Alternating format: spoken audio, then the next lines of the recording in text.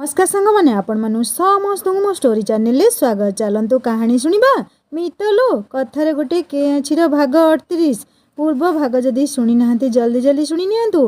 कहानी शुणी सारी सब्सक्राइब करिया केबे भूलिबेनी सांग माने। प्ले लिस्ट को विजिट करंतु सबू कहानीर पार्ट बाय पार्ट आपण माने पाई परिबे। नाई बड़ बापा मो सांग भी अछि लेखा कहिला मैडम सार सबू गेस्ट हाउस रे अछंती सकाळे से माने आसीबे। जनकु रंजन पाखरे रहिबार थिला तो रंजन बापा पुणी थरे लेखा को चाहिए। लेखा आखिरे निज पुओ पाई थिबा अनुराग को से स्पष्ट भावरे देखि पारुथुले। से मने मने कहूथले हाँ रे माँ तो छड़ा आउ किए एते भलरे रंजन जत्न नहीं पारि थांता जे। से कहले हो मु डॉक्टर को देखा करी आसे केबे एठू छाड़ीबे कौन कथा। रंजन बापा डाक्तर को देखा करिया पई जिबा परे लेखा पुणी थरे रंजन पाखरे बसी पड़िला। एबे टिके से चिंता शून्य दिशुथिला। रंजन आखिरे शरीर कष्ट ठारू मानसिक कष्ट स्पष्ट बारी हेई पड़ुथुला। से लेखार हाथ धरी पकई छोट पिलांक परी तू चली जीवु। पुओ पिलाटीए जेते बड़ हेले भी अंतर भितरे खूब छोट पिलार मनटीए लुचि रही थाए। रंजन जानिछि लेखा राति पाहिले एठू चली जीवो। ता मनर थिबा छोट पिलाटी जेमिति असहाय बोधरे भांगी पड़ुथुला। लेखा मन भी ताकू एमिति अवस्था छाड़ी जीवार कष्ट खूब अनुभव करुछि। से रंजन कपाल रे हाथ फेरई आनी कहला बड़ापा आसिलेनी परा तू भी काली आड़ को डिस्चार्ज हो जीवु। रंजन आउ किछि न कही चुप रहिला। लेखा ता आखिरे उठी आसुथिबा जंत्रणार कलाहांडिया मेघ को खूब भल भाव देखि पारुथुला। बाकी थिबा अकुहा वेदना को भलरे पढ़ी भी पारुथुला। सकाळ हला रंजन सार मैडम समस्ते हॉस्पिटल पहुँची गले। रंजन बापा को देखी से माने भी खुशी हो गले। तांको मुंडरू बोझ गला गोटे। रंजन सार कहले आपणक पुओ रंजन खूब साहसी आउ निडर भी उच्च आउ प्राउड फॉर हिम। रंजन बापा छाती कुंडेमोट हो जाउथला जमिति। रंजन सार पुणी कहले रंजन सांग ए झीटी भी खूब साहाय्य करिछि। से आपणकर गाँ कौन हिसाब। हाँ हाँ से मो झियारी संपर्क आउ गाँ झील भी ता बापा मो सान भाई परी कहले रंजन बापा। बनजा मैडम रंजन पाखक जाई ता मुंडरे हाथ बुलेई पचारे बाबा केमिति अछ एबे देह केमिति लागुची। हाँ मैडम भल अछि। रंजन बापा सेमानंकु खूब धन्यवाद अंतररू ढाली देले। कहले आपण माने मो पुअर खूब जत्न नेइछंती। को भाषारे धन्यवाद जणेबी आपण मानकु। अरे नाही पाणी रे बाबू छात्र छात्री माने आमर निज पुओ झियो परी एथिरे धन्यवाद पुणी कौन। एबे रंजन को ता बापा पाखरे छाड़ी विदाय नहीं फेरिया बेल लेखा केवल रंजन को देखु थाए। एबे से ताकू एठी छाड़ी बारिपदा फेरी जीवो। मैडम सार लेखा स्नेहा समस्ते रंजन ठू विदाय नहीं फेरुथिले। रंजन बापा सेमानंकु गेट जाए छाड़ीबाकू आसीछंती। हठात लेखा कहला मैडम मोर पर्स रहीगला भितरे मु नहीं आसुची एबे हौ जाओ।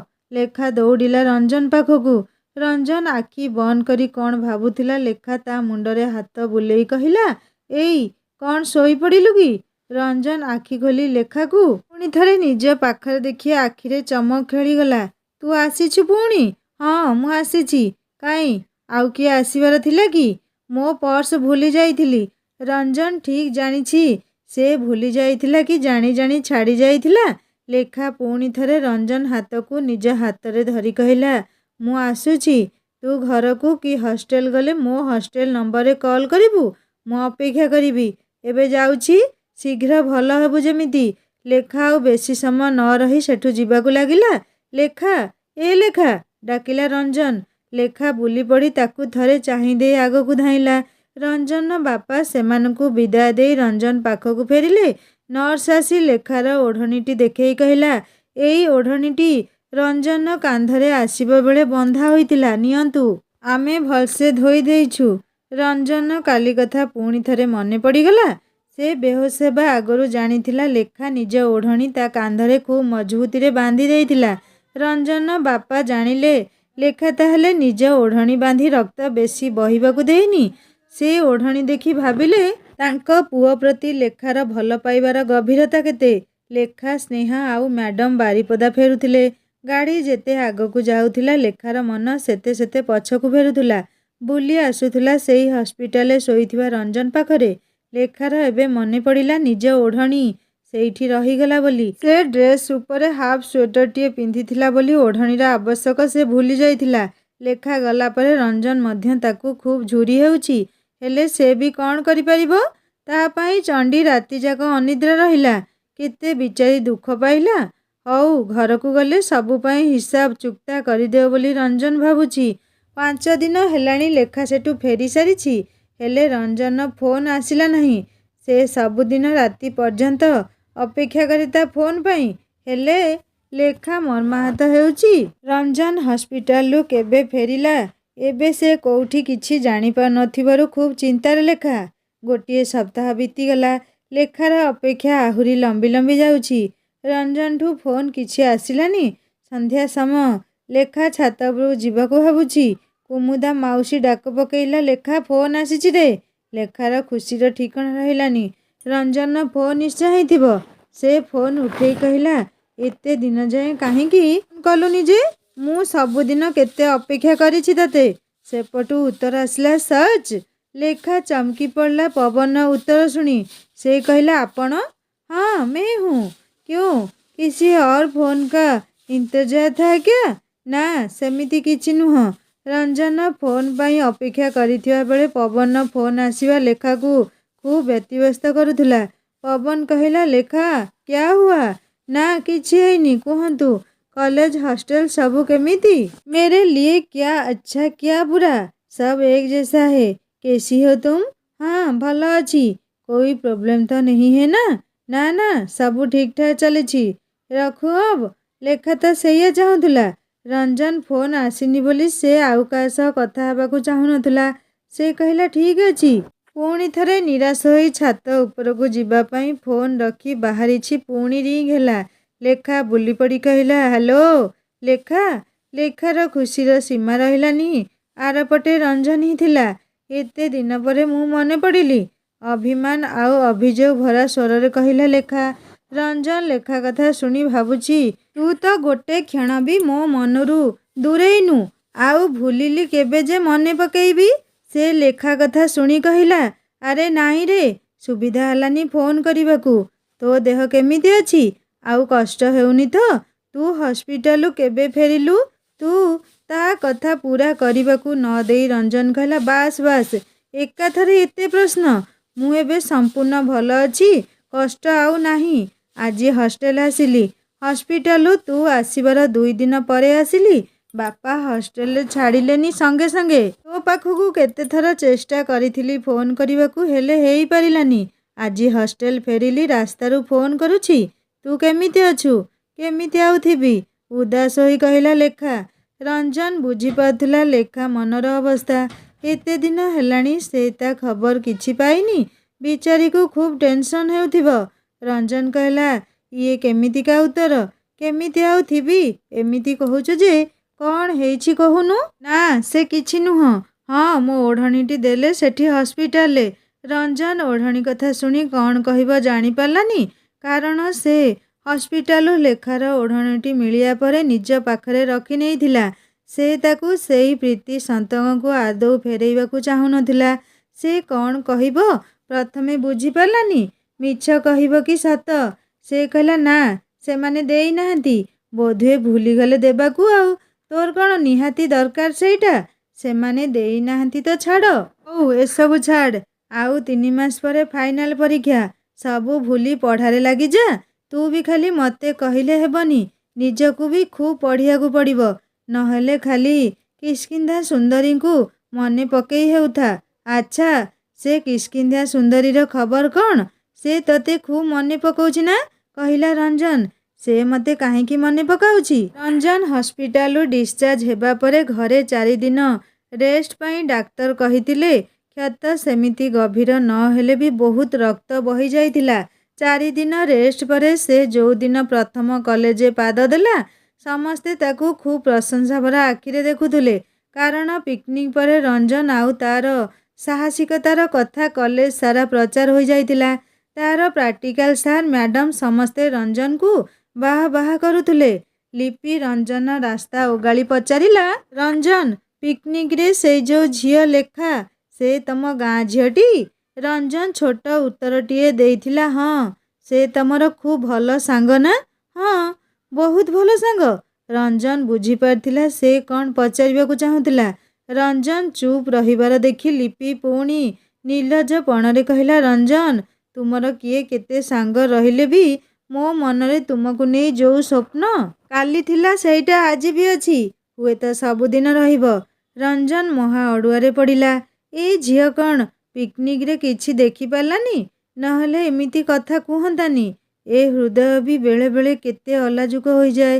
ସବୁ ଜାଣି ବି ଅଜଣା ହୁଏ। ରଞ୍ଜନ ସେଇ 2 ଦିନ ତଳର କଥା ଭାବୁ ଭାବୁ ଚୁପ୍ ହୋଇଗଲା। ଲେଖା ପୁଣି ଥରେ କହିଲା, ହ୍ୟାଲୋ, ତୁ ଶୁଣୁଛୁ କି ନାହିଁ? ଚୁପ୍ କାହିଁକି ହୋଇଗଲୁ? ଲିପି କାହିଁକି ମୋତେ ମନେ ପକାଉଥିଲା? କହିଲୁନି ଯେ କିଛି? ରଞ୍ଜନ ପୁଣି ଲେଖା ପାଖକୁ ଫେରିଲା। ମଜାରେ କହୁଥିଲି, ସେ କାହିଁକି ତୋତେ ମନେ ପକାଇବ? ତୁ ତାର କିଏ କି? ହଁ ହଁ, ଠିକ୍ କଥା। ସେ ମୋତେ କାହିଁକି ମନେ ପକାଇବ? ସେ ତୋତେ ମନେ ପକାଇବ ନା? ରଞ୍ଜନ ଦେଖିଲା ଲେଖା ଖୁବ୍ ରାଗିଗଲାଣି ଲିପି କଥା ଶୁଣି। ହଉ, ରାଗୁଛୁ କାହିଁକି? ଏମିତି ରାଗିଲେ ହେବ? ଶୁଣ, ଫାଇନାଲ ପରୀକ୍ଷା ପରେ ଛୁଟିରେ ବୋଧହୁଏ ଘରକୁ ଯାଇପାରିବିନି। କାହିଁକି ଆସିବୁନି? ଲେଖା ଟିକେ ଦୁଃଖୀ ହୋଇଗଲା ରଞ୍ଜନ ନ ଆସିବା କଥା ଶୁଣି। ପରେ କହିବି, ତୁ ଯା ଏବେ। ତୋ ଦେହ ଭଲ ଅଛି ଲେଖା? କାହିଁ, ମୋର କ'ଣ ହେବ ଦେହ? ତୁ ଏମିତି କ'ଣ ଆଜି ଜବାବ ଦେଉଛୁ? ପଚାରିଲା ରଞ୍ଜନ। ଲେଖା ହସି ଦେଇ କହିଲା, ପିକନିକ ହ୍ୟାଙ୍ଗ ଓଭର ଯାଇନି ତ? ଆଚ୍ଛା, ବହୁତ ବଦମାସ ହେଲୁଣି ତୁ। ରଞ୍ଜନ କହିଲା ଖୁବ୍ ସ୍ନେହରେ। ରଞ୍ଜନ ସହ କଥା ହୋଇ ତାର ଦେହ ଭଲ ହୋଇଥିବା କଥା ଜାଣି ଲେଖା ଆଜି ଗୋଟିଏ ବଡ଼ ଟେନସନରୁ ମୁକ୍ତ ହେଲା। ରଞ୍ଜନ ଚାହିଁଲେ ବି ଲେଖାକୁ ଲିପିର ମନ ଭିତରେ ଥିବା କଥା କହିପାରୁନି। ଲେଖା ଶୁଣିଲେ ନିଶ୍ଚିତ ଭାବରେ ଦୁଃଖ ପାଇବ। ଆଉ 3 ମାସ ପରୀକ୍ଷା ସରିଲେ ଲିପି କିଏ ନା ରଞ୍ଜନ କିଏ? ସମୟ କାହାର ଅଧୀନରେ ନୁହେଁ। ଅବିରତ ଚାଲିଛି ସେ। ଲେଖାର ବାରିପଦାରେ ରହଣି କାଳର ଅବଧି ସରି ସରି ଆସୁଛି। ସମୟର କଣ୍ଟ ପୂରି ଆସି ଆଉ ହାତ ଗଣତିରେ ରହିଗଲା। ଲେଖା ଅକ୍ଳାନ୍ତ ପରିଶ୍ରମ କରିଚାଲିଛି ପରୀକ୍ଷାରେ ଭଲ କରିବା ପାଇଁ। 2 ବର୍ଷର ସମୟ ନିର୍ଘଣ୍ଟ କେମିତି ବିତିଗଲା ଲେଖା ଜାଣିପାରିଲାନି। ଆନୁଆଲ ପରୀକ୍ଷା ସରିଲା। ଆଶା ମୁତାବକ ତ ଲେଖିଛି, ବାକି ସବୁ ଭଗବାନଙ୍କ ହାତରେ। ଏବେ ସମୟ ବିଦାୟ ନେବାର। ଟ୍ୟୁସନ ସାରଙ୍କୁ ଦେଖା କରିବାକୁ ଲେଖା ଆଉ ତାର ସାଙ୍ଗମାନେ ବାହାରିଲେ। ରାସ୍ତାରେ ସେଇ ମଦନ ଆଣ୍ଡ ଗ୍ୟାଙ୍ଗ ବସିଛନ୍ତି। 2 ବର୍ଷ ଯାକ କେତେ କମେଣ୍ଟ କରି ନ ହସେଇଛନ୍ତି ଏମାନେ। କେବେ ମନରେ ରାଗ ଆଉ ଘୃଣା ଆସିଛି ତ କେବେ ଦୟା। ଆଜି କିନ୍ତୁ ଲେଖାକୁ ରାଗ କି ଘୃଣା ଆସୁନି। ସ୍ନେହା କହିଲା, ଭାଉଜ, ଆଉ କ'ଣ ବିଦାୟ ଆଜି? ନା ସାଙ୍ଗ, ଆଜି ଆଉ ଗାଳି କରିବନି ସେମାନଙ୍କୁ, ବିଚରା ଗୁଡ଼ା। ହେ ବିଚରା? ସେମାନଙ୍କ ପାଖେ ପହଞ୍ଚିବା ପରେ ସେ କମେଣ୍ଟ ଆରମ୍ଭ କଲା, ମଦନରେ, ଭାଉଜ ବୋଧେ ଚାଲି ଯାଉଛି। ହଁ, ଆଜି ଚାଲି ଯାଉଛି। ଆଉ ଦେଖା ହବନି ଆଉ। କେମିତି ବଞ୍ଚିବିରେ ମଦନ, ମୋ ମା ଲୋ। ସ୍ନେହା ମଜାରେ କହିଲା, ଯାଅ ଲୁହ ପୋଛି ଦିଅ। ହା ହା। ଲେଖା ବି ହସି ପକେଇଲା। ମଦନରେ, ଭାଉଜ କ'ଣ ହସିଲା ଶେଷରେ? ଭାଇ, ଯିଏ ହସିଲା ସିଏ ଫସିଲା। ଲେଖା କହିଲା, ଚାଲ ଶୀଘ୍ର ଶୀଘ୍ର ଏଠୁ ଚାଲ। ମ୍ୟାଥ୍ ସାର୍ ଅଶ୍ୱିନୀ ସାରଙ୍କ ଘରେ ପହଞ୍ଚିବା ବେଳକୁ ଆଗରୁ ପୁଅ ପିଲାମାନେ ବି ଆସିଛନ୍ତି। ସାର୍ ଉପରେ ଆଖି ବୁଲେଇ ଆଣି କହିଲେ, ପିଲେ, ଛୁଟିରେ ଏଣ୍ଟ୍ରାନ୍ସ ପାଇଁ ପଢ଼ାପଢ଼ି କରିବ। ଯୋଉଠି ବି କିଛି ଅସୁବିଧା ହେଲେ ମୁଁ ସବୁବେଳେ ସାଙ୍ଗରେ ଅଛି। ସାର୍ ଆହୁରି ଅନେକ କିଛି ଉପଦେଶ ଦେଇ ସାରିଲେ। ସମସ୍ତେ ଯେମିତି ଯିବାକୁ ଉଠିଲେ ସାର୍ କହିଲେ, କୁଆଡ଼େ ଉଠୁଛ? ମୁଖ୍ୟ କଥାଟା ବାକି ଅଛି ପରା। ଲେଖା ଆଉ ତା ସାଙ୍ଗମାନେ କେତେ କ'ଣ ଭାବିବାକୁ ଲାଗିଲେ। କ'ଣ ଆଉ ରହିଗଲା? ପୁଅମାନେ ବି ସମାନ ଚିନ୍ତାରେ ବ୍ୟତିବ୍ୟସ୍ତ। କାହିଁ ସାର୍, ସେ କବିତା, ଏଇ ଦରି ଉପରେ ଯେଉଁ କବିତା ଲେଖା ହେଇଛି, ବହୁତ ଭଲ ଲେଖିଛ। ଆଚ୍ଛା, କିଏ ସେ କବି ଜଣକ? ଲେଖାର ମୁହଁ ସମସ୍ତଙ୍କ ଆଗରୁ ଶୁଖିଗଲା। କାରଣ ସମସ୍ତଙ୍କ ପାଇଁ ସେ ହିଁ ଲେଖିଥିଲା। ଆଉ ପୁଅ ଭିତରେ କିଏ ଲେଖୁଥିଲା ସେ ଜାଣିନି। ସେମାନଙ୍କ ମୁହଁ ଲାଜରେ ଶୁଖିଗଲା। ହେ ଭଗବାନ, ସାର୍ କ'ଣ ସବୁ ପଢ଼ିଦେଲେ? 2 ବର୍ଷରେ ଦରି ପୁରା ଭରି ଯାଇଥିଲା। ଭାବିଥିଲେ ବର୍ଷ ସରିଯିବ ଆଉ ସାର୍ କେବେ ଜାଣିପାରିବେନି। ସାର୍ ଏଥର ହସି ଦେଇ କହିଲେ, ଆରେ ଏମିତି ବଦମାସି ଆମେ ବି କଲେଜରେ କରୁଥିଲୁ। ଏମିତି ଚିନ୍ତା କଲେ କେମିତି ହେବ? ତମେମାନେ ତ ଦରି ପୁରା ଭର୍ତ୍ତି କରିଦେଇଛ। ଏ ବର୍ଷ ନୂଆ ପିଲା ପୁଣି କୋଉଠି ଲେଖିବେ? ସାର୍ ଏମିତି କଟାକ୍ଷ ହସି ହସି କରିଦେଲେ ଯେ ମାନିବାକୁ ପଡ଼ିବ।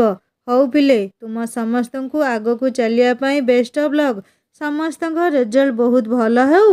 ହଉ ଏବେ ଆସ ତମେ ମାନେ। ଲେଖା ନିଜର ସମସ୍ତ ଜିନିଷ ପ୍ୟାକିଂ କରିନେଲା। ଆଉ ବୋଧହୁଏ ଏଠିକି ଫେରିବାର କୌଣସି ରାସ୍ତା ନାହିଁ।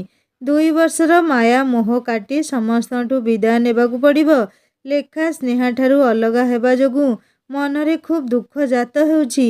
ଲେଖା ସ୍ନେହାକୁ କହିଲା, ସାଙ୍ଗ, ଆଗକୁ ଯୋଉଠି ବି ପଢ଼ିବା ଗୋଟେ କଲେଜରେ ପଢ଼ିବା। ଯଦି ଭଗବାନ ଚାହିଁବେ ନିଶ୍ଚୟ ସେଇଆ ହେବ। ଚାଲ ଏ ସ୍ଥାନ ଛାଡ଼ି ଯିବା ଆଗରୁ ମା ଅମ୍ବିକାଙ୍କ ଦର୍ଶନ କରି ଆସିବା। ଆଉ କେବେ ପୁଣି ସୁଯୋଗ ଆସିବ ନ ଆସିବ କିଏ ଜାଣେ। ଲେଖା ଆଉ ସ୍ନେହା ମା ଅମ୍ବିକା ମନ୍ଦିର ଯିବା ପାଇଁ ବାହାରିଲେ। ଲେଖା ମନ୍ଦିରରେ ପହଞ୍ଚିବା ପରେ କିଛି ମାସ ଆଗରୁ ମାଙ୍କ ଆଗରେ ଘଟିଥିବା ସୁଖଦ ଘଟଣା ମନେ ପକେଇ ଖୁବ୍ ଆମୋଦିତ ହେଉଥିଲା। ତାକୁ ଲାଗୁଥିଲା ସେଦିନ ପରି ଆଜି ବି ରଞ୍ଜନ ତା ସହ ଛିଡ଼ା ହେଇଛି। ସେ ହଜିଗଲା ସେଇ ଦିନର ସୁଖଦ ଅନୁଭୂତି ଭିତରେ। ଅନେଇଲା ଦୁଇ ପାଖକୁ, କେହି ନଥିଲେ। ପୁଣି ସେ ଫେରିଲା ଆଜିର ବିଦାୟୀ ମୁହୂର୍ତ୍ତକୁ। ପିକନିକ୍ ପରେ ଥରେ କି ଦୁଇଥର ରଞ୍ଜନ ସହ କଥା ହୋଇଥିଲା। ସେ କହୁଥିଲା ଏ ଛୁଟିରେ ଘରକୁ ଆସିବନି। କ'ଣ ପାଇଁ ପରେ କହିବ କହିଥିଲା। 3 ମାସ ହେବ ଆଉ ତା ସହ କଥା ହେବାର ସୁଯୋଗ ଲେଖା ପାଇନି। ତେଣୁ ସେ ଭାବୁଛି ମାଉସୀ ଘରେ ଗୋଟେ ରାତି ରହି ତା ପାଖକୁ ଫୋନ୍ ଲଗେଇବ। ଅମ୍ବିକା ମନ୍ଦିରରୁ ଫେରି ଲେଖା ସ୍ନେହାକୁ କହିଲା, ଚାଲ କଲେଜ ଯାଇ ମ୍ୟାଡମଙ୍କୁ ଦେଖା କରିଦେଇ ଆସିବା। ସେ ଦୁଇଜଣ ସେଇ ରାସ୍ତାରୁ କଲେଜ ଭିତରେ ପଶିଲେ। 2 ବର୍ଷ ତଳେ ଲେଖା ସେଇ କଲେଜକୁ ଆସିଥିଲା। ପ୍ରଥମ ସାକ୍ଷାତ ଥିଲା ପବନ ସହ। ହଠାତ୍ ଲେଖା ଆନମନା ହେଲା ପବନର ସ୍ମୃତିରେ। ସେ କେତେ ଆଶା ତାଙ୍କର ଭାଙ୍ଗିଦେଲା। ନିଜକୁ ଖୁବ୍ ଦୋଷୀ ବୋଲି ସେ ଭାବୁଛି ଆଜି।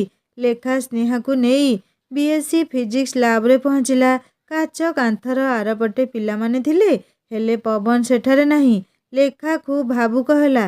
ଆଖି କୋଣରେ ଲୁହ ଜକେଇ ଆସିଲା ତାର। ସେ ଜାଣିଛି ପବନ ଆଜି ବି ତା ଉତ୍ତର ଅପେକ୍ଷାରେ, ଯାହାକି ସେ କେବେ ହଁ ବୋଲି କହିପାରିବନି। 1 ବର୍ଷ ହେଲାଣି ପବନ ଏଠାରୁ ଗଲାଣି, ହେଲେ ଲେଖାକୁ ଲାଗେ ଲ୍ୟାବ୍ ଭିତରେ ପଶିଗଲେ ପବନର ହସ ହସ ମୁହଁଟି ଦିଶିବ। ହେଲେ ନା, ଲେଖାର ଆବେଗପୂର୍ଣ୍ଣ ମୁହଁଟି ଦେଖି ମ୍ୟାଡାମ କହିଲେ, କ'ଣ ଲେଖା, 2 ବର୍ଷ ସରିଗଲା ଚାହୁଁ ଚାହୁଁ। ୟା ପରେ କ'ଣ ପଢ଼ିବା ପାଇଁ ଭାବୁଛ ତୁମେ? ନା ମ୍ୟାଡାମ, କିଛି ଭାବିନି। ଲେଖା ମ୍ୟାଡାମଙ୍କ ଠାରୁ ବିଦାୟ ନେଇ ହଷ୍ଟେଲ ଆସିଲା। କଲେଜକୁ ଅଲବିଦା କହିବା ବେଳେ ଆଖିରେ ଆଖିଏ ଲୁହ। ସ୍ନେହା କହିଲା, ସାଙ୍ଗ, 2 ବର୍ଷ କେମିତି ବିତିଗଲା ଜଣା ପଡ଼ିଲାନି। ଏବେ ପରସ୍ପରକୁ ଛାଡ଼ି ଯିବାକୁ ଖୁବ୍ କଷ୍ଟ ହେଉଛି। ତମେ ଆଜି ମାଉସୀଙ୍କ ଘରକୁ ଯାଅନି। ଆଜି ରାତି ମଜା କରିବା। ଆଉ କେବେ କାହା ସହ କାହାର କୋଉଠି ଦେଖା ହେବ କିଏ ଜାଣେ। ତମେ ଏସ୍ଟିଡି ବୁଥରୁ ଫୋନ୍ କରିଦେବ ତମ ହିରୋଙ୍କୁ। ହଉ ଠିକ୍ ଅଛି ତାହେଲେ। ଦୁଇ ସାଙ୍ଗ ଲେଖା ଆଉ ସ୍ନେହା ଫେରିଲେ କଲେଜରୁ ବିଦାୟ ନେଇ। ସନ୍ଧ୍ୟାରେ ଲେଖା ତାର ସୁଖ ଦୁଃଖ ସାଥୀ ଛାତକୁ ଝୁଙ୍କିଥିବା ସେଇ ଫୁଲଗଛ ପାଖକୁ ଯାଇ ଠିଆ ହେଲା। ମନେ ମନେ ସେଇ ଫୁଲଗଛକୁ ଧନ୍ୟବାଦ ଦେଲା। ଫୁଲଟିଏ ତୋଳି ଖୁବ୍ ଆଗ୍ରହରେ ନିରେଖି ଦେଖିଲା। ଖୁବ୍ ମଧୁର ବାସ୍ନା। ମନ ଖୁବ୍ ଦୂରକୁ ଦୂରକୁ ଉଡ଼ି ଯାଉଛି ରଞ୍ଜନ ପାଖକୁ। ଆଜି ବି ଭାସି ଆସୁଛି ଜଗନ୍ନାଥଙ୍କ ମନ୍ଦିରରୁ ସେଇ ଭଜନ। ଆଜି କିନ୍ତୁ ଭଜନରେ ଭରି ରହିଥିଲା ଭକ୍ତି ରସ ସହ ବ୍ୟାକୁଳତାର ରସ। ଲେଖା ଭାବୁଛି ଯୋଉଦିନ ପ୍ରଥମ ଆସିଥିଲି ଏମିତି ଆଖିରେ ଥିଲା ଲୁହ, ଆଉ ଆଜି ଯିବାବେଳେ ବି ଲୁହ। ବିଚିତ୍ର ଏ ଦୁନିଆ। ଏ ବିଦାୟ ବେଳା ଯେ କାହିଁକି ଏମିତି ଦୁଃଖଦାୟୀ ହୁଏ ଜଣା ନାହିଁ। ଛାତରୁ ଆସିବା ପରେ ଲେଖା ସ୍ନେହାକୁ ନେଇ ଏସ୍ଟିଡି ବୁଥକୁ ଗଲା ଫୋନ୍ କରିବାକୁ। 2 ମାସ ହେଲାଣି ରଞ୍ଜନ ସହ ସେ କଥା ହେଇନି। ନା ସେ କେବେ ଫୋନ୍ କରିଛି। ଲେଖା ରଞ୍ଜନ ନମ୍ବର ଲଗେଇଲା। ରିଙ୍ଗ ହୋଇ କଟି ଯାଉଥାଏ, ହେଲେ କେହି ଉଠେଇଲେନି। କ'ଣ ହେଲା କେଜାଣି। ଲେଖା ମନ ଦୁଃଖରେ ପୁଣି ଥରେ ହଷ୍ଟେଲ ଫେରିଲା। ହଷ୍ଟେଲରେ ପାଦ ଦେଉ ଦେଉ କୁମୁଦା ମାଉସୀ ଡାକିଲା, ଫୋନ୍ ଆସିଛି ଲେଖା। ଲେଖାର ମନ ଖୁସିରେ ଝୁମିଗଲା ଯେମିତି। ନିଶ୍ଚୟ ରଞ୍ଜନର ଫୋନ୍। ହ୍ୟାଲୋ ଲେଖା, ପବନ ବୋଲ ରହା ହୁଁ।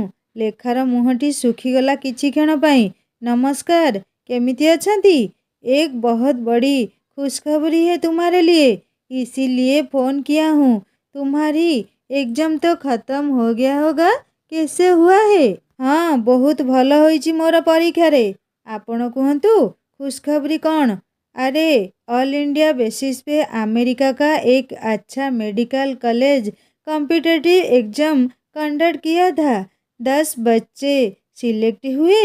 मेरा नंबर 8 पे है। उधर एक साथ 5 साल में भी पीजी भी हो जाएगा मेरा। ଲେଖା ପବନ କଥା ଶୁଣି ଖୁବ୍ ଖୁସି ହେଲା। ଯାହା ହଉ ପବନ ଜୀବନରେ ଖୁସିର ସୂର୍ଯ୍ୟ ଧୀରେ ଧୀରେ ଉଦୟ ହେଉଛି। ସେ କହିଲା, ଇଏ ତ ବହୁତ ବଡ଼ ଖୁସିର କଥା। ବହୁତ ବହୁତ ବଧାई। सब कुछ तुम्हारी वजह से हुआ है। लेखा, तुम मेरे लिए बहुत लकी हो। सिर्फ तुम्हारी एक हाँ ही चाहिए। ଲେଖା ପୁଣି କଥା ବୁଲେଇବାକୁ ଚେଷ୍ଟା କଲା। ପଚାରିଲା, କେବେ ଯାଉଛନ୍ତି ଆପଣ? अगले महीने। कुछ फॉर्मेलिटी बाकी है? ମୁଁ ବହୁତ ଖୁସି ଆଜି। सच? 5 साल बाद भी वही सवाल लिए तुम्हारे सामने आऊँगा। मेरा इंतजार करना। रखता हूँ अब। अपना ख्याल रखना। बाय। ଲେଖା ଫୋନ୍ ରଖି ରୁମ୍କୁ ଆସିଲା। ମନରେ ପବନ ପାଇଁ ଯେଉଁ ଚିନ୍ତା ଥିଲା, ଯେଉଁ ଅପରାଧର ବୋଝ ଥିଲା, ବହୁତ ମାତ୍ରାରେ ଆଜି ହାଲୁକା ଲାଗୁଛି। ସୁଦୂର ଆମେରିକା ଗଲେ ପବନ ନିଶ୍ଚୟ ତାକୁ ଭୁଲିଯିବ। ସେଠି ଗୌରୀ ମ୍ୟାମ୍ ଗୋଟେ ଖୋଜି ନେବ ସେ। ମନେ ମନେ ଲେଖା ହସି ପକେଇଲା। ଲେଖା ଗୀତଟିଏ ଗୁଣୁଗୁଣୁ ହୋଇ ରୁମ୍ରେ ପଶୁଥିବାର ଦେଖି ସ୍ନେହା ଭାବିଲା, ଲେଖା ତାହେଲେ ରଞ୍ଜନ ସହ କଥା ହେଇପାରିଛି। ସେ ପଚାରିଲା, ତମ ହିରୋ ଏମିତି କ'ଣ କହିଦେଲେ ଏତେ ଖୁସି ଅଛ? ଖୁସି କ'ଣ କିଛି ପାଇଲେ ମିଳେ? ବେଳେବେଳେ ଆଉ ଜଣକୁ କିଛି ମିଳିଗଲେ ନିଜ ପାଇବାଠାରୁ 100 ଗୁଣା ଖୁସି ମିଳିଯାଏ। ପବନ ଜୀବନରେ ଏତେ ବଡ଼ ଖୁସି, ତା ପାଇଁ ବି ଆନନ୍ଦର କଥା। ସେ ମନେ ମନେ ଭାବି କହିଲା, ନା ସାଙ୍ଗ, ଆଜି କିଛି ମୋତେ ମିଳିନି, କିନ୍ତୁ ମୁଁ ଆଜି ସବୁଠାରୁ ଖୁସି। ହଁ, ପବନ ବିଦେଶର ଗୋଟିଏ ମେଡ଼ିକାଲ କଲେଜରେ ସିଲେକ୍ସନ୍ ହୋଇଛି। ସେ ବି ଭାରତରୁ 10 ଜଣ ପିଲା ମାତ୍ର। ତା ଭିତରେ ପବନ 8 ନମ୍ବରରେ ଅଛି। ୟାଠୁ ଖୁସି କଥା କ'ଣ ହେଇପାରେ? ତା ଛଡ଼ା ସେ ଆଉ ଥରେ ନିଜ ବିଷୟରେ ଭାବିପାରିବ। ସତରେ ସାଙ୍ଗ, ଏ ତ ବହୁତ ଖୁସି ଖବର। ଯାହା ହଉ ଭଗବାନ ଅଳ୍ପ ଅଳ୍ପ କରି ଖୁସି ତା ଥାଳରେ ଦେଉଛନ୍ତି। ଲେଖା ଟିକେ ଉଲ୍ଲସିତ ହୋଇ କହିଲା, ଆମେରିକାରେ ତାଙ୍କୁ ଗୋଟିଏ ଗୋରି ଗୋରି ବିଦେଶୀ ମ୍ୟାମ୍ ମିଳିଯିବ ଯେ। ସେ ସେମିତି ନୁହଁ ସାଙ୍ଗ। ମୁଁ ଯେତେଟା ତାଙ୍କୁ ଜାଣିଛି, ସେ ବହୁତ ଭଦ୍ର ଆଉ ବିଶ୍ୱାସୀ। ସେ ଆଉ କାହାକୁ ବି ତାଙ୍କ ଜୀବନ ସୀମା ଭିତରକୁ ଆସିବାକୁ ଦେବେନି। ଲେଖାର ମୁହଁଟା ଅଚାନକ ଶୁଖିଗଲା। ମନେ ମନେ ଭାବିଲା, ଏ ସ୍ନେହା କିଛି ଜାଣିନି, ନହେଲେ ଏମିତି କୁହନ୍ତାନି। ଲେଖା ନିଜ ଜିନିଷ ସବୁ ପ୍ୟାକ୍ କରିବାରେ ଲାଗିଲା। ଆଜି ରାତି ବାରିପଦାରେ ଶେଷ ରାତି। ଯେଉଁଦିନ ପ୍ରଥମ କରି ଆସିଥିଲା ହଷ୍ଟେଲ, ଏମିତି ମନ ଦୁଃଖ ଥିଲା। ଆଜି ପୁଣି ଏଠୁ ଯିବାର କଷ୍ଟ ଆଉ ଦୁଃଖ। ଏଇ ଯିବା ଆସିବା ଭିତରେ ତ ମଣିଷର ଜୀବନଯାତ୍ରା ଚାଲିଛି। କେବେ ଦୁଃଖ, କେବେ ସୁଖ। ବହୁତ ଦିନରୁ ଲେଖା କବିତା ଲେଖିନଥିଲା। ଆଜି ଡାଏରୀଟି ବାହାର କଲା। କ'ଣ ଲେଖିବ? ଭାବିଲା ବେଳକୁ ପିକନିକ୍ ଆଉ ରଞ୍ଜନ, ବିଜୁଳି ସହିତ ପୁଣି ବର୍ଷା। ମୁହଁ ତାର ଲାଜରେ ଲାଲ ହୋଇଗଲା। ସେ ଲେଖିଲା, ଆଦ୍ୟ ଆଷାଢ଼ର କୁଆଁରୀ ବରଷା, ଛୁଇଁ ଦେଇଗଲା ଏମନ ଲହୁଲି, ସରମେ ବୁଜିଲା ଦୁଇ ଆଖି ମୋର, ହସୁଥିଲୁ ତୁ ବେବାକ ଖିଲି ଖିଲି। ଲେଖା କବିତା ଶେଷ କରି ସାଙ୍ଗମାନଙ୍କ ସହ ଶେଷ ଆଲୋଚନାରେ ଭାଗ ନେଲା। ଭୂତ ଧରାଠୁ ନେଇ ମଦନେ ପର୍ଯ୍ୟନ୍ତ କେତେ ଗପ, ଶେଷ ନାହିଁ। ରାତି ଶେଷ ହୋଇଯିବ, ହେଲେ ଲେଖାର ମନ ବୁଝୁନି। ସେ ସକାଳେ ଶୀଘ୍ର ଉଠି ପ୍ରଥମ ବସରେ ଚାଲିଯିବ, ହେଲେ ରାତିଯାକ ନିଦ ନାହିଁ। ଏଠୁ 2 ବର୍ଷର ମୋହ କାଟି ଯିବାର ଦୁଃଖ, ରଞ୍ଜନ କିଛି ଫୋନ୍ ନ ଆସିବାର ଦୁଃଖ ତା ଆଖିରୁ ନିଦ କାଢ଼ି ନେଇଯାଇଛି ଯେମିତି। ରାତି କେମିତି ବିତିଲା ଜଣାପଡ଼ିଲାନି, କିନ୍ତୁ ସକାଳ ହେବାର ପ୍ରଣାମ ସ୍ୱରୂପ ଜଗନ୍ନାଥ ମନ୍ଦିରରୁ ଶୁଭୁଥିଲା ଭଜନ, ଏସେ ଲାଗି लगन, ମୀରା ହୋ गे ମଗନ। ଲେଖା ବିଛଣା ଛାଡ଼ିଲା। ସକାଳ 8ଟା ସୁଦ୍ଧା ସେ ବିଲକୁଲ ରେଡ଼ି ଘରକୁ ଆସିବାକୁ। ସାଙ୍ଗମାନଙ୍କୁ ଛାଡ଼ି ଆସିବାର ଦୁଃଖ ସ୍ୱତଃ ଆଖିରୁ ଲୁହ ନେଇ ଆସୁଥିଲା। ସେ ସବୁଠୁ ସ୍ନେହା ପାଇଁ ବେଶୀ ଦୁଃଖୀ ଥିଲା। ଆସିବା ବେଳେ ତା କାନରେ କହିଲା, ୟା ପରେ ସାଙ୍ଗ ହୋଇ ଗୋଟିଏ କଲେଜରେ ପଢ଼ିବା ଯେମିତି। ଲେଖା ଘରକୁ ଆସିବା ପାଇଁ ବସରେ ବସିଲା। ସୁଖ ଦୁଃଖ ଯାହା ବି ବିତିଲା, ସେ ପାଇଁ ଶେଷରେ ମହାପ୍ରଭୁଙ୍କ ପାଦରେ ପ୍ରଣତି ଜଣେଇ ବିଦାୟ ନେଉଥିଲା। ଆଖିରେ ପୁଣି ଥରେ ଲୁହ ଜକେଇ ଆସିଲା। ବାରିପଦା ରହିଗଲା ପଛରେ। 2 ବର୍ଷର ସ୍ମୃତି, ଅନୁଭୂତି ସବୁ କିଛି କିଛି ଲେଖା ଛାଡ଼ି ଆସିଲା ପଛରେ। ଏବେ ଆଖି ଆଗରେ କଳ୍ପନାରେ ତାର ଛୋଟ ଭାଇର ରୂପ ନାଚିବାକୁ ଲାଗିଲା। କାହା ପରି ହୋଇଥିବ ସେ? ତା ବଡ଼ ବାପାଙ୍କ ପରି, ନା ବଡ଼ ମାଙ୍କ ପରି? ଯାହା ପରି ହେଲେ ବି ସେ ଖୁବ୍ ସୁନ୍ଦରଟିଏ ହୋଇଥିବ। ତାକୁ ସେ କେତେ ଗେଲ କରିବ, ସେଇ କଳ୍ପନାରେ ରାସ୍ତା କଟିଗଲା। ଘରେ ପହଞ୍ଚି ଗୋଡ଼ ହାତ ନ ଧୋଉଣୁ ଆଗ କୁନି ଭାଇକୁ ଖୋଜା ପଡ଼ିଲା। ତା ପଦ୍ମିନୀ ବଡ଼ମା ପୁଅକୁ ଲେଖା କୋଳରେ ଦେଇ କହିଲେ, ନିଅ ତମ କୁନି ଭାଇକୁ, ଆଉ ଦେଖି କୁହ କାହା ପରି ଦିଶୁଛି। ଲେଖା ଦେଖିଲେ, ଆରେ ଏ ତ ତାହାରି ପରି ଅବିକଳ ଦିଶୁଛି। ଆଖି ନାକ ନକ୍ସା ବିଲକୁଲ ତାହାରି ଛଡ଼େଇ ଆଣିଛି ଯେମିତି। ଆରେ ମୋ ଭାଇ ତ ମୋରି ପରି ଦିଶୁଛି। ହଁ ତମରି ପରି। ଏବେ ସମ୍ଭାଳ ନିଜ ଛୋଟ ଭାଇକୁ। ହଁ ଏବେ ମୋ ଛଡ଼ା ଆଉ କାହା ପାଖରେ ରହିବନି। ୟା ନାମ ଚନ୍ଦନ ରଖିଛ ତ? ହଁ ରେ ମା, ତମେ ନାମ ଦେଇଥିଲ ଯେତେବେଳେ ଆଉ କ'ଣ ଅଲଗା ନାମ ରଖିହେବ? ତା ନାମ ଚନ୍ଦନ, ଡାକ ନାଁ ଚିଣ୍ଟୁ। ରାତି 11ଟା ହେଲାଣି। ଲେଖା ଆଜି କାହିଁକି କେଜାଣି ରଞ୍ଜନ ଫୋନ୍କୁ ଅପେକ୍ଷା କରିଛି। ସେ ସବୁବେଳେ ରାତି 11ଟା ପରେ ଫୋନ୍ କରେ। ରାତି 12ଟା ବାଜିବାରୁ ଲେଖା ରାଗିକରି ଶୋଇଗଲା। କେମିତି ପିଲାଟା କେଜାଣି? ହଉ ଏଥର ଦେଖାହେଲେ ଆଉ କଥା ହେବିନି। ଲେଖା ଭାବି ଭାବି ନିଦ କୋଳରେ ମୁଣ୍ଡ ରଖିଲା। ରାତି 9 ପାହୁଣୁ ଜେଜେମା ଡାକିଦେଲେ। ପରୀକ୍ଷା ସରିଛି, ଆଉ ବାହାରୁ କୋଉଠୁ ଆସିଲେ ମହାଦେବଙ୍କ ଦର୍ଶନ ପ୍ରଥମେ କରିବାକୁ ହୁଏ। ଲେଖା କ'ଣ ତାଙ୍କ ଗାଁ ସାରା ଲୋକ ମନ୍ଦିର ଦର୍ଶନ କରନ୍ତି, ଏଇ ନିୟମକୁ ମାନନ୍ତି। ତେଣୁ ଲେଖା କାମ ସାରି ମନ୍ଦିର ଯିବାକୁ ବାହାରିଲା। ହେଲେ ଆଜି ମନରେ କିଛି ସରାଗ ନାହିଁ। ରଞ୍ଜନ ତା ଘରକୁ ଆସିନି। ସେପଟେ ଯିବାର ଆଉ କି ସୁଖ। ସେ ସାଥିରେ କୁନି ଭାଇ ଚିଣ୍ଟୁକୁ ବି ସାଥିରେ ନେବାକୁ କାଖେଇଲା। ଜେଜେମା କହିଲେ, ଏ ମା, ଛୋଟ ପିଲାକୁ କାହିଁକି ଗାଁ ମୁଣ୍ଡକୁ ନେବୁ? ନଜର ଲାଗିବ ଯେ, ରାତି ସାରା କାନ୍ଦିବ ପୁଣି। ସେ କିଛି ହବନି ମ, ମୋ କୁନି ଭାଇ ବି ଶିବ ଦର୍ଶନ କରିବ। ଲେଖା କାହା କଥା ନ ଶୁଣି ଚିଣ୍ଟୁକୁ କାଖେଇ ପୂଜା ଡାଲା ଧରି ମନ୍ଦିର ବାହାରିଲା। ରାସ୍ତାରେ ରଞ୍ଜନ ଘର ଆଡ଼େ ଏକ ନିରାଶ ଆଖିରେ ଚାହିଁ ମନ୍ଦିରରେ ପହଞ୍ଚିଗଲା। ମନ୍ଦିରରେ ରଞ୍ଜନ ମାଆଙ୍କୁ ଦେଖିଲା ଲେଖା। ସେ ବି ପୂଜା ପାଇଁ ଆସିଥିଲେ। ଆଉ ସାଙ୍ଗରେ ଥିଲା ରଞ୍ଜନ। ରଞ୍ଜନ କେବେ ମନ୍ଦିର ଆସେନି ପୂଜା ପାଇଁ। ଆଜି ବୋଧହୁଏ ବଡ଼ମା ଜବରଦସ୍ତି ନେଇ ଆସିଛନ୍ତି। ପୁଅ ପୁରା କୁର୍ତ୍ତା ପାଇଜାମା ପିନ୍ଧି ବରବେଶ ପକେଇ ଆସିଛି। ଆଜି ରଞ୍ଜନ କାହିଁକି କେଜାଣି ଅନ୍ୟ ଦିନ ଅପେକ୍ଷା ବେଶୀ ହ୍ୟାଣ୍ଡସମ୍ ଦେଖାଯାଉଛି ଲେଖାକୁ। ସେ ତା ମୁହଁକୁ ଚାହିଁ ପୁଣି ମୁହଁ ଫେରେଇଲା। ଅଭିମାନ ରାଗରେ ତା ମୁହଁ ଦୁଇଗଣା ଫୁଲିଗଲା। ସେ ତାକୁ କହିଥିଲା ଛୁଟିରେ ଆସିବନି ବୋଲି। ଯଦି ଆସିଲା, ଟିକେ ଜଣେଇଲା ବି ନାହିଁ। କ'ଣ ତା ମନରେ ଅଛି କେଜାଣି? ନା, ସେ ବେଶୀ ତାଠାରୁ ତ ଆଶା କରୁନି। ରଞ୍ଜନ ଲେଖାର ମୁହଁ ଫେରେଇବା ଭଙ୍ଗୀରୁ ଜାଣିଲା ଅଭିମାନର ବାଦଲ ଘୋଟି ସାରିଛି, ଖାଲି ବରଷିବାକୁ ବାକି ଅଛି। ହେଲେ ସେ କେମିତି ତାକୁ ଜଣେଇଥାନ୍ତା ଯେ ତାର କୋଚିଂ କ୍ଲାସ୍ ଗୋଟିଏ ସପ୍ତାହ ପରେ ଆରମ୍ଭ ହେବ। ସେ ଫୋନ୍ ବି କରିଥିଲା, ହେଲେ ହଷ୍ଟେଲରେ କେହି ଉଠେଇଲେନି। କାଲି ରାତିରେ ତାର ଆଈ ଆଉ ବିନୟ ଭାଇ ଆସିଛନ୍ତି।